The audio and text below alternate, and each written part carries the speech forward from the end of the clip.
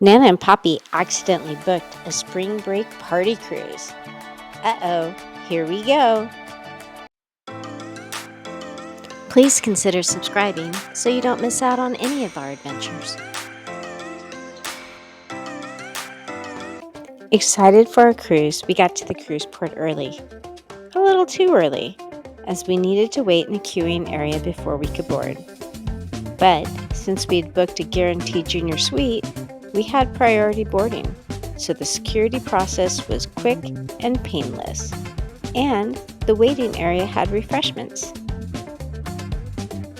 We are cruising on Enchantment of the Seas out of Tampa, Florida. This is a Vision Class cruise ship operated by Royal Caribbean. The ship is 28 years old, and the most recent updates were 12 years ago.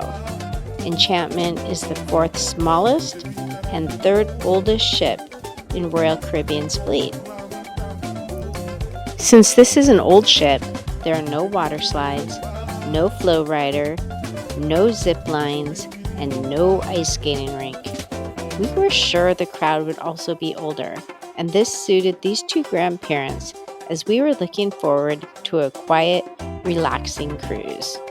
We were one of the first aboard, and we explored the ship and grabbed some lunch at the Park Cafe, which is located inside the solarium. Whenever we're on a ship with a Park Cafe, we have to get the Royal Como Rex sandwich on embarkation day. It's simply the best. And the Park Cafe is always less crowded than the Windjammer.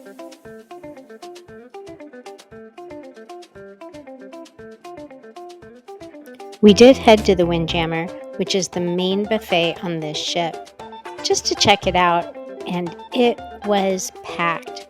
We definitely made the right choice. It's worth noting that there are no hand washing stations walking into the buffet, only someone squirting hand sanitizer on your hands. Hand sanitizer does not protect you against the norovirus, so wash your hands with soap and water before eating. Just another reason to maybe avoid the buffet. It was rainy out, but it was still pretty nice and calm out on deck. Once the cabins were ready, we unpacked and got settled in. Make sure to check out our video on our aft-facing junior suite cabin, as it was not what we expected. I'll put a link in the description.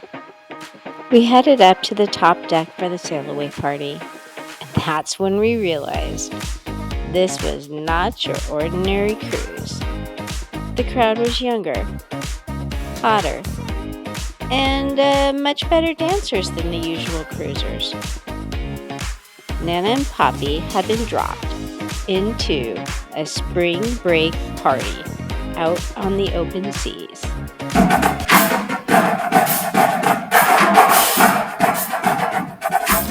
Now you may ask, did we know it was spring break? Yes. Did we know we were cruising out of Tampa, Florida? Of course. Did we know our cruise was a spring break party cruise? Absolutely not. We just knew that it was an inexpensive cruise out of Tampa during spring break. Oh, wait. Okay. Yeah, we should have seen this. Look at us. Hey, look at us. Look at us. Huh? Who would have thought? Not me. So what do a couple of grandparents do when surrounded by a bunch of college-age spring breakers? The same thing we do in life. Embrace the moments and the fun. Honestly, we really like Gen Z. They're fun to watch. They party, but not too hard. We didn't witness any blatant hookups or drunkenness. This generation is not like the spring breakers in the 1980s. But that still doesn't mean that we want to be around it all the time. And while we did have a nice big balcony, we also wanted to experience the rest of the ship.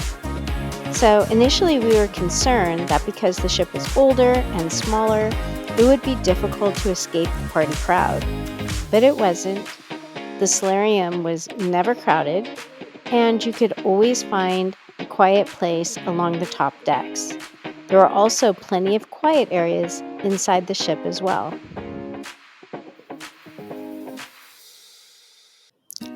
So, if you're a person of a certain age, should you book a spring break cruise? Well, if you ask these grandparents, yes. If you want to be in the action or just watch the party, you can. But even on a small ship, it's easy to get away from it all.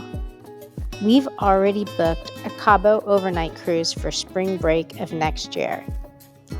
Let us know in the comments below if you've ever cruised during spring break. And where did you go? Happy cruising! Don't forget to like and subscribe.